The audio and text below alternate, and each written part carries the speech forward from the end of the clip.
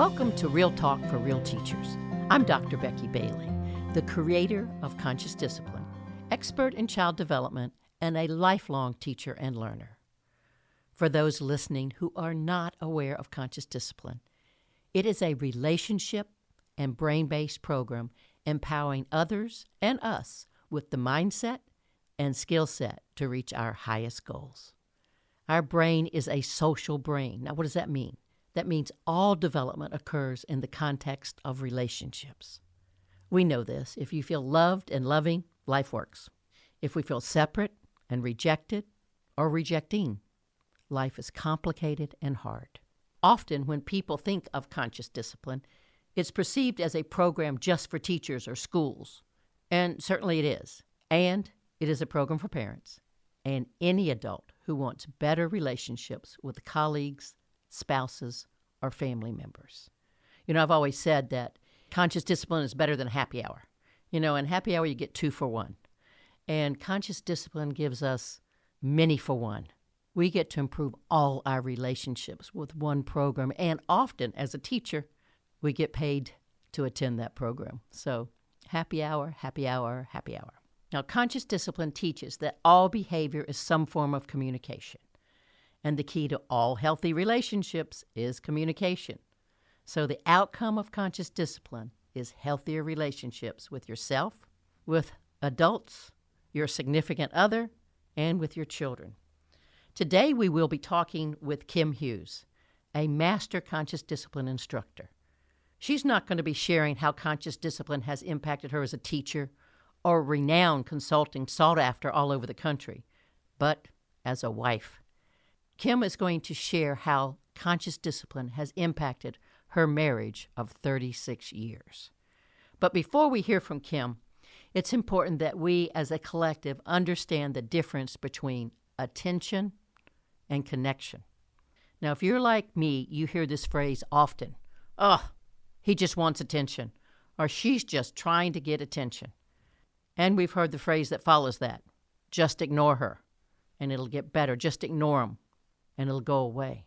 Well, if you think of this, if all behavior is some form of communication, nonverbal behavior, when my body is slouched down, I'm communicating something to you. When I grab something for your hands, I'm communicating. I don't know any other way to get it. All behavior is a form of communication. So have you ever been in a conversation with someone and they ignore you? Now, I'm sure you have. I've done it a lot. And it doesn't feel so good on either end of it, whether you're the ignorer or the ignoree. It doesn't feel good. And yes, you might go away. Well, I'm tired of sitting here talking to someone who's not listening to me. But what really happens is you do go away. And in going away, the relationship disintegrates. It's not the behavior that goes away. It's the relationship itself that disappears. In fact, the motivation to behave comes about through the quality of our relationships. So conscious discipline seeks to help everyone who's willing to enhance the quality of their current relationships and hopefully their future ones. So as a child or as an adult, when we feel unheard or unseen, we trade in that connection that is the core of a relationship with attention.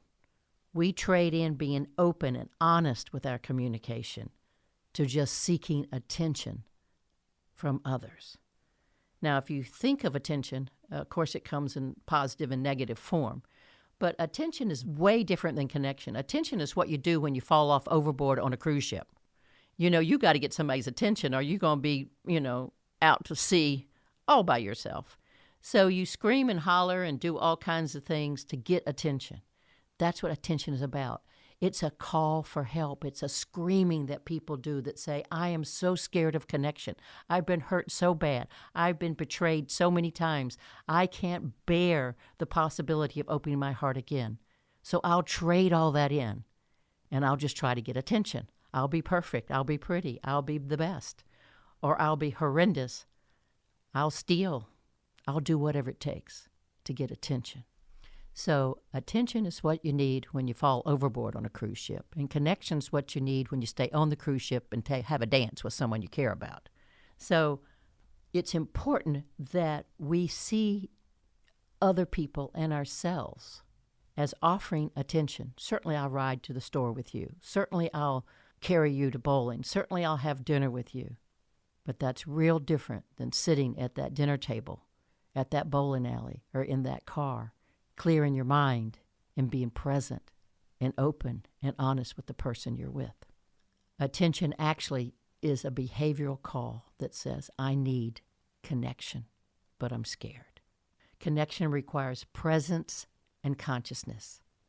Now, let's see how that fits into Kim Hughes' story about her marriage of 36 years and how it has changed over time, and how at some point she decided it was time to rebuild the connection with her husband. So Kim, it's all in your hands now, and we certainly appreciate you opening your heart and your home to share with us information that I know will help me and others. So welcome, Kim, to Real Talk for Real Teachers. Thanks so much, Becky, for having me here and for allowing me to share the good news of conscious discipline and how it has impacted the health of my marriage. So Scotty and I have been married for over 36 years, and we, like many, have had a marriage that has been filled with super high highs and super low lows. You know, some people will call it the roller coaster of marriage, and we have certainly weathered the storm of the most challenging moments and been delighted in the joy that marriage can bring to one's soul and to all that they do. But it takes work. It takes a lot of work, and it takes willingness, and it takes commitment. And I realized that in our 36 years of marriage, most of that time, we have also been parents. And I had invested huge energy in the relationship with our children, but not so much in a relationship with my husband. And one day, I remember waking up and looking over at my husband as he was sleeping, and I thought, who is this man? Our youngest had left to go to college, and she'd been gone a couple weeks, and I was missing her and our relationship desperately. And as I looked at Scott sleeping, I realized that I just didn't know who he was, because our entire marriage, once we had kids, had been about our kids. We didn't have date nights. We didn't make time for just each other. And when we had a chance to connect, it was always about something concerning our children or somebody in our family. And in that moment, I thought, you know what? I want something more. I have invested a huge amount of my life in this person, and I want to fall back in love with him. I've always loved him, but when I so passionately gave to our children, I quite honestly wasn't as connected to him as I really should have been. So first of all, conscious discipline helped me realize that the only person I could change is myself. And as much as I wanted Scott to change, and I wanted us to have these rich, wonderful conversations and go for walks and be able to share our dreams and our stories and laughter, it wasn't happening. And I realized that I could make some tweaks and changes and at least give it a try. So in that moment, I decided I'm going to take what I know about connection, and I'm going to take what I know about building healthy relationships and how the motivation to change comes in the quality of a relationship. And I was going to really commit to being more present and connected with my husband. So I got my first opportunity later that afternoon. I just gotten home from school, and I went upstairs to my computer to work on some lesson plans. And I'd probably been there for about, maybe about 10, 15 minutes. All of a sudden, I hear my husband at my office door. And he just kind of looked at me. And I was in a swivel chair, and I turned, and I looked at him, and I gave him a smile, and I said, "What's up?" Now, he was incredibly surprised and flabbergasted, and his eyes got huge because usually when he comes to the door, I keep on working. And I'm looking at the computer screen and rarely looking at him. So he said to me, "What's wrong?" And I said, "Nothing's wrong. You're more important to me than this computer." And he said, "Since when?" And I said, "Since right now.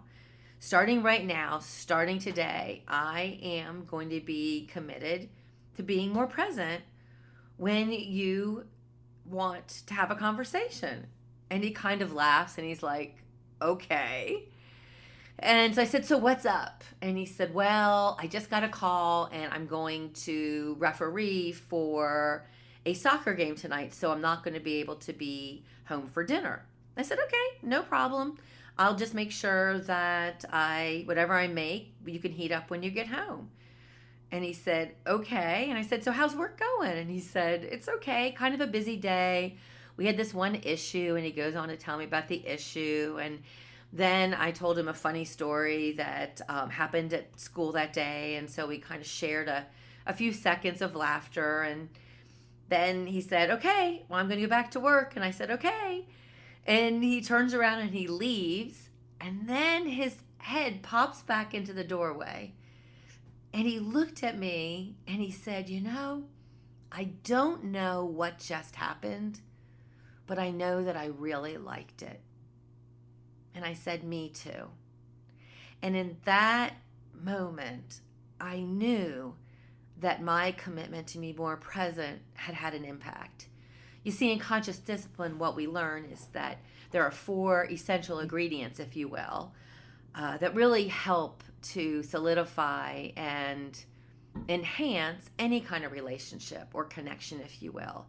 And those are the 4 components of eye contact, of touch, of presence, and of playfulness. So I started thinking when I knew that I had to start changing and really working on my relationship with my husband, let's start with presence, but let's also start with eye contact, emotional touch in a playful situation. So let's think back to the story I just told you. Taking my chair and physically turning so I had eye to eye contact with my husband was incredibly powerful for him. Clearly, I could see that through his body language and through his response later on. Because I was present and because he knew that he had my attention 100%, he was emotionally touched, and he continued on with sharing even more information about his day. And then I shared information about a funny story at school, so it turned into a playful situation. All of that was solidified as he peeked back through the door jamb and said, "I don't know what just happened here, but I really, really liked it." So it was one of those powerful moments. From there, I kept on looking for opportunities to really take those 4 components, those ingredients, if you will, for healthy relationships and infusing them everywhere through our marriage. Instead of focusing on what he didn't do, I started celebrating his helpfulness and being really clear and describing what kinds of things he was doing to be helpful to me throughout the house. So if I had a PTA meeting at school and I came in late and he had dinner ready for me, I would make sure that I noticed and described the fact that he had gone the extra mile and let him know how much I really appreciated it. When he would get the dishes done, I would say, "Wow, look at that. The dishes are done so I don't have to do them." So incredibly helpful. So now I can actually sit down and catch my breath. The more that I noticed and celebrated the positive things that he did and the actions that he brought to our relationship, the more that he began to give. So he would make coffee in the morning and he began to carry my coffee and my bag out to the car so that I didn't have to take more than one trip between my transition between home and school. He started to take the time to go the extra mile, and if he was going to go to the grocery store, he would actually call me at school and see if there's anything that he could pick up so I didn't have to stop at the grocery on the way home. So, what I focused on, I got more of because I focused on helpfulness, I focused on kindness, I focused on us being a team, I focused on my appreciation. And with that, I just had more and more opportunities to be able to showcase an attitude of gratitude. I remember years ago, one Saturday when I came back home with a carload full of groceries, and my husband was watching golf.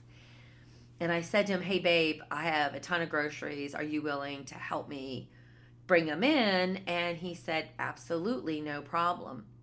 And so I went back out to get another load of groceries. I come in, he's still sitting watching golf.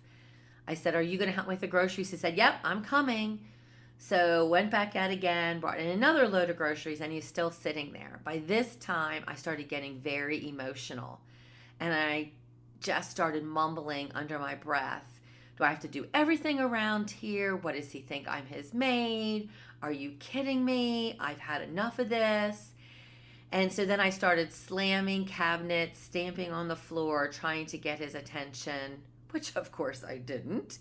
So I finished bringing the groceries in, and he pops up from his chair and he said, "Hey, listen, I told you I was going to help you with that."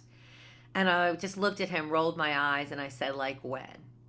Fast forward to our new relationship, and something similar happened a few weeks ago, where I'd gone to Walmart, and I'm not a big fan of Walmart. I totally want to like Walmart because it's closer to my house, but every time it seems that I go to Walmart, as soon as I get in line to pay, nobody is there.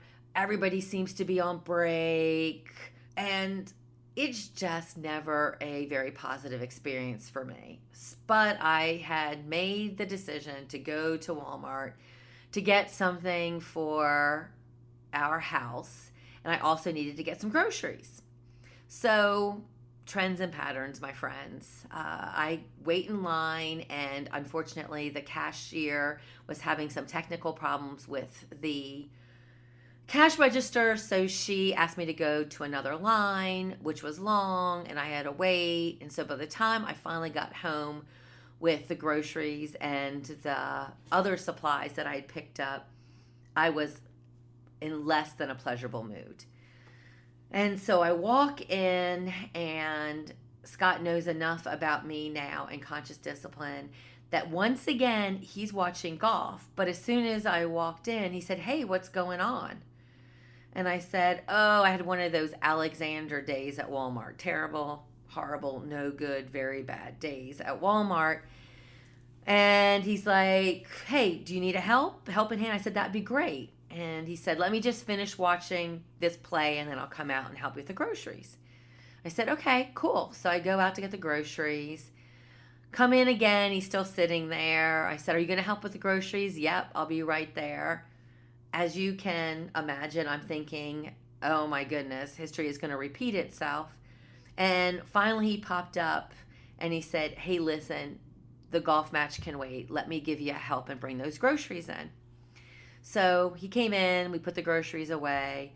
He sat down and finished watching the match. And when it was all done at dinner that night, I said, "Hey, listen, can we talk about the groceries?" And he's like, "Yeah, sure." I said, "Listen, if when I ask you for help, if it's not a good time, you can just say to me, 'I'm right in the middle of a match. Can you give me a couple minutes?' And that would be a lot easier for me to hear than 'I'm going to be right there.'" And he's like, "Okay, I'm sorry. Just got kind of caught up in the match and there was an exciting play." And I said to him, there's something called a pause button on the remote so that you can stop and you can come back and you can watch it later." And he looks at me and he goes, "You know what? You're right. I actually forgot all about that. Yeah, that's a great idea." So fast forward to last week. So I went to grocery shopping again, not to Walmart, but to my local grocery. And as I walked in, he said, "Hey, you need help with the groceries?" I said, "I do." And he said, "Putting the TV on pause so I can come out and help you right now. Comes up into the kitchen, goes, hey, why don't you just put these away and I'll go get the groceries and we can do this together. And I thought, wow, things have really changed around here, because the old me just would get angry and I would hold a grudge and I wouldn't talk to him about it.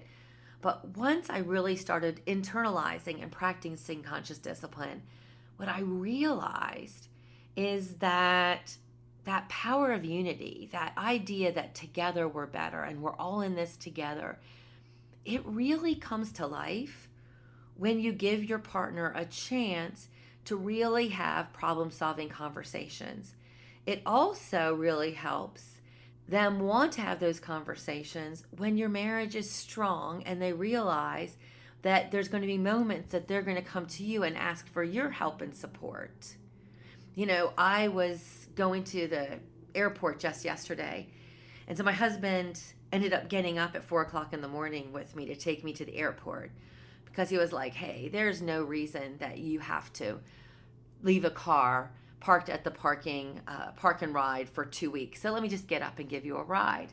So as we were driving in, I was telling him that I was going to be doing this podcast. And I said to him, have you noticed a change in me in terms of our marriage since I started practicing conscious discipline? And he took a deep breath and he kind of uttered a long sigh. And he said, well, yeah. He said, I've noticed a big change. He said, you are so much more calm and you don't just jump the gun on everything. You give me time. You're able to ask for clarification and reflect back on what you thought you heard me say to make sure that you really got the message. I also appreciate that instead of yelling at me when I don't answer a question that you have, that you come closer to me, that you try to look at me, that you really try to engage me in the process of conversation. And that is something I've really noticed. It's funny because when Scotty and I first met, he gave me a little nickname of Kilzer. And that nickname was because I had such a bad temper that when I would explode like a volcano, he said there was such a degree of intensity that it was almost like I was going to kill something.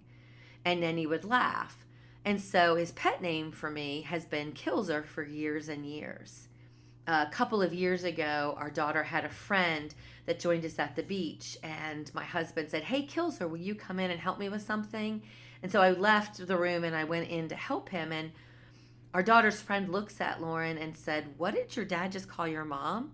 She said, oh, that's his pet name for her. It's Kilzer. And her girlfriend said, that's a terrible name. And Lauren said, yeah, I know, but I guess she had a really bad temper when they first met. And her friend said, your mom? Your mom had a temper? And Lauren goes, yeah, I guess.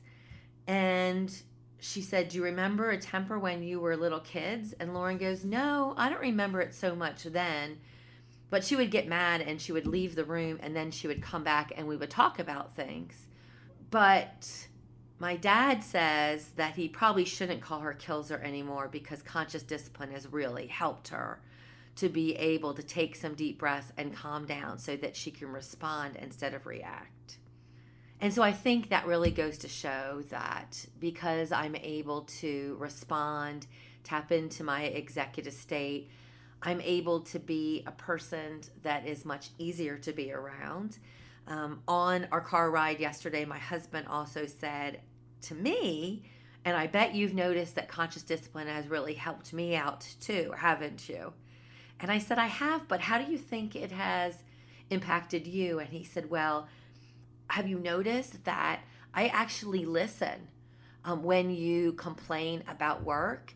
He said, remember when you used to talk about work, I would just say, get a new job.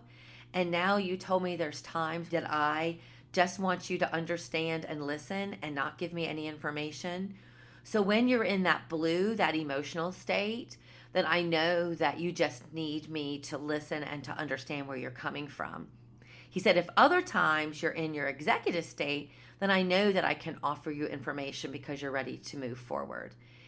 He said, I guess I've really gotten good at practicing empathy, huh?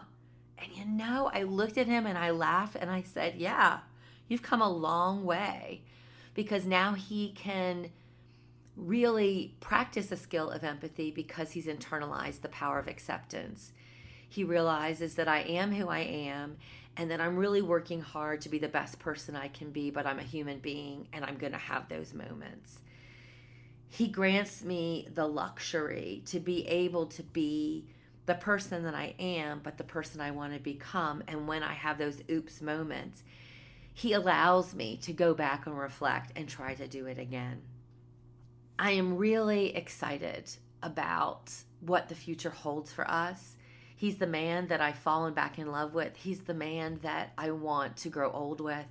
He's the man who literally allows me to laugh out loud because his dry sense of humor is a regular part of our relationship now. It's the rare gift that keeps on giving. And I think there's no better testimony to how conscious discipline has impacted our marriage than a conversation that I heard my children having when they were both home at Christmas. It's funny when your adult children get quiet, you wonder what they're doing when they're not in the room as much as when they're little kids. And so is one of those times that both kids were gone, and Scotty and I were like, where are the kids? And we're looking around and they weren't. I said, well, I have to run upstairs. Let me see if they're up there. And as I walked upstairs, I could hear them having a conversation about our relationship. And Lauren said to Justin, wow, have you noticed Mom and Dad? And Justin said, yeah, wow, things are really good between them. And Lauren said, they're so in love. And Justin said, isn't that what we want for our parents as they get older? And Lauren said, I do. It's exactly what I want for them. But I'm also a little envious because, Justin, you know how Mom looks at Dad now and they catch eyes and they laugh out loud like they have their own little private joke between them? Justin said, yeah, I know exactly what you're saying. She looked at Justin and she said, you know what? Just that used to be Mom and me. And now we don't have that as much. She now has that with Dad. And Justin said, but that's what we want, Lolo. They're the ones that are living together, sharing every moment. You're in Nashville. I'm in Omaha. We want our mom and dad to have that healthy kind of relationship, the kind of relationship that we know that marriage can be, that you have those moments where you wonder and question, but more of the time now they have those moments, those high points. Yeah, Mom and Dad have been on the roller coaster called marriage, but we've gotten a chance to see them at their very best. And so now we both know what a healthy marriage really can look like. So as I think back on what I have shared with all of you today, I'm reminded about how those essential components, those ingredients, you will, of eye contact, touch, presence, and playfulness have really contributed to the health of my marriage. I remember that I've really invested in having a Brain Smart start each and every day where I have an activity to unite and disengage stress. And the connection piece is a chance for me to be with my husband, to be able to talk about what our day is going to bring so we can both set some commitments, but also to really tune in to noticing and describing ways that he has been helpful and kind and respectful, and letting him know what kind of impact that has had on me.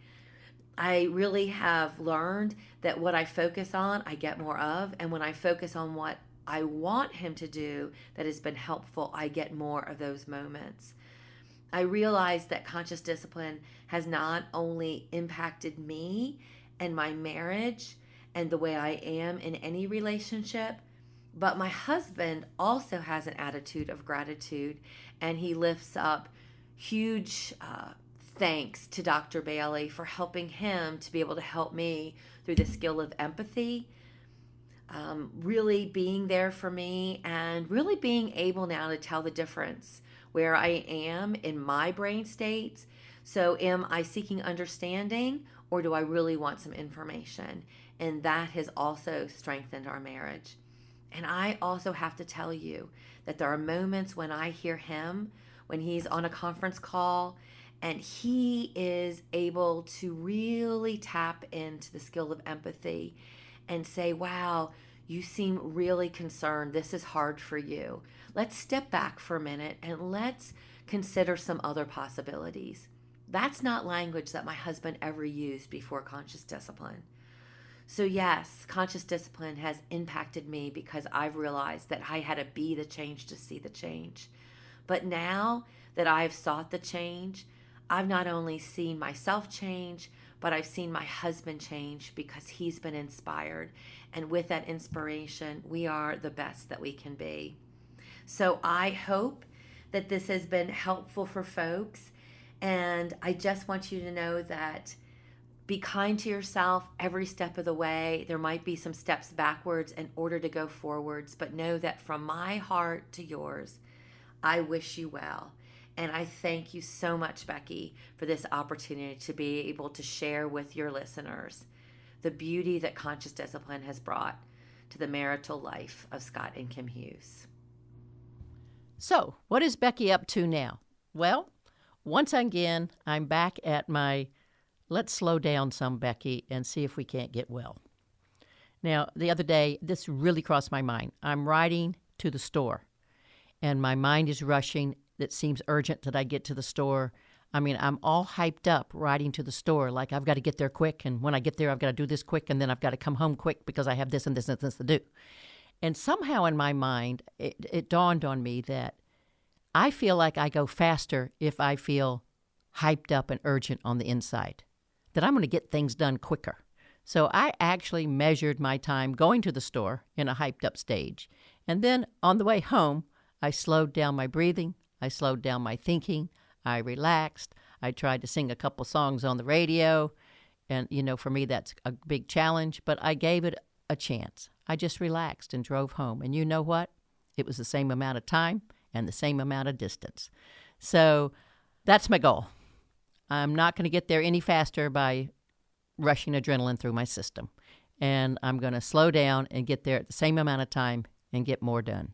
So that's my newest commitment for myself. And in doing so, I'm going to shake this cold and all these other things that are caused by me staying in a hyped up stress state. So that's what I'm up to. Now, what are some celebrations? I've got some exciting news, and this could be possibly giant-size exciting news, but it came from my visit with Yale and the Yale China Initiative, and also from the last meeting where I had at the National Association for Education of Young Children with another group from China. So here's what we have. Here's our potential after those meetings for 2019. We have the potential to work with 50,000 schools in China and over 1.5 million educators in China. This opportunity with China on the other side of the world gets us to live our truth, grow into our truth, expand our truth, that we are all in this together. So I think that's very exciting, and we'll see what comes about of it.